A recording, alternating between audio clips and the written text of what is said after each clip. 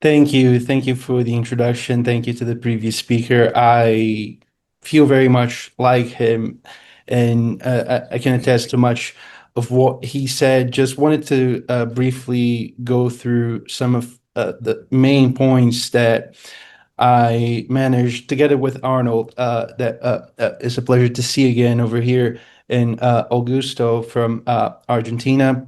We went to Tibet. That was October 2023, if I'm not mistaken. And we saw there, we managed to get privileged access, I would say, as invited journalists by the government to many places that a lot of people wouldn't just go to on a tourism trip.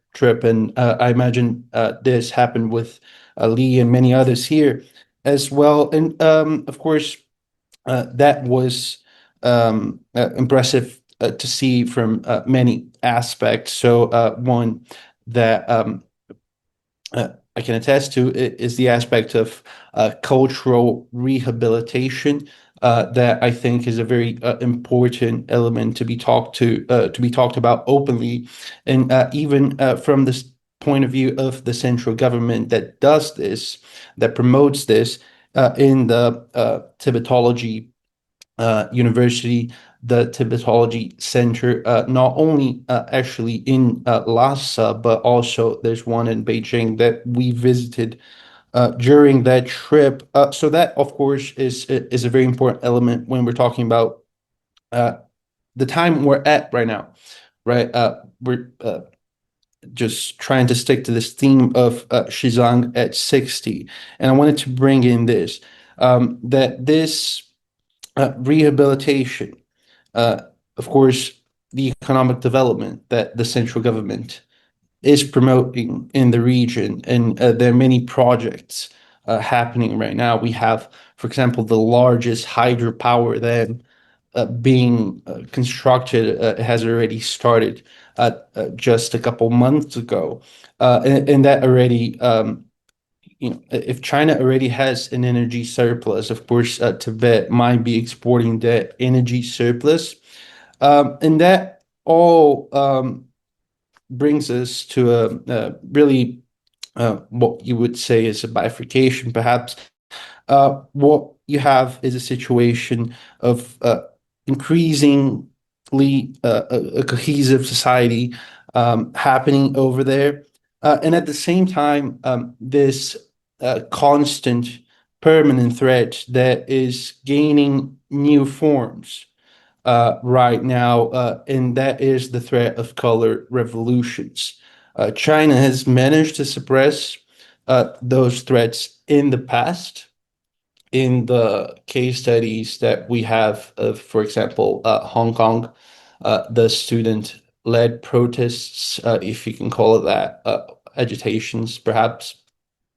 Over there, it has managed to suppress that quite effectively, but that threat is gaining new forms, and it's gaining new forms right at a neighboring place, and that is Nepal.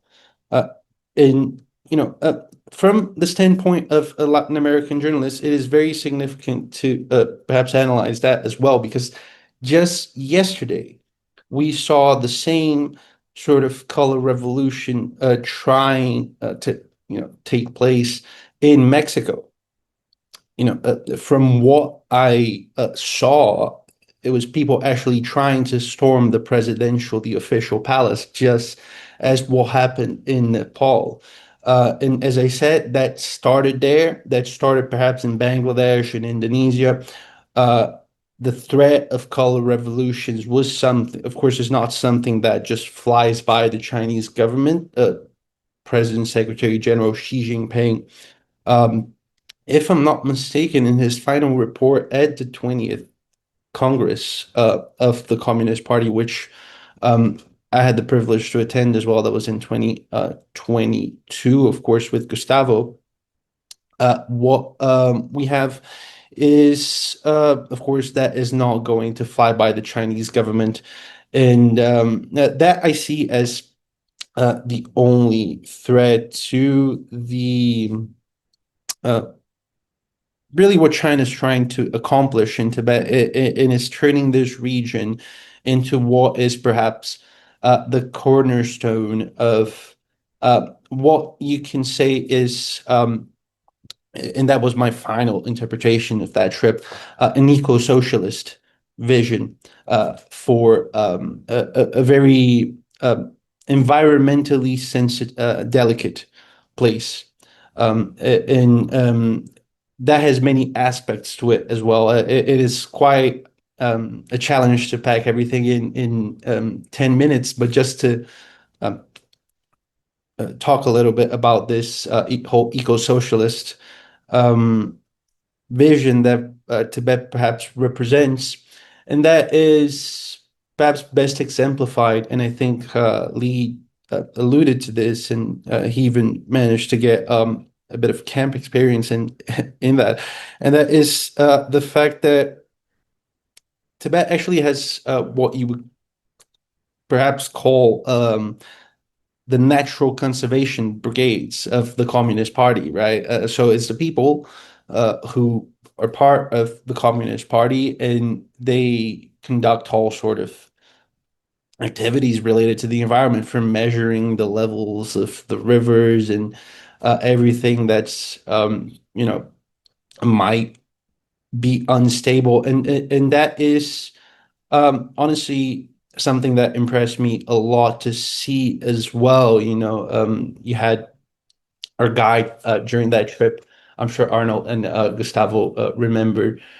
He was showing us a documentary of his, and he was actually one of those people who, middle of the mountains, measuring the flow of the river, seeing if everything is okay with the families.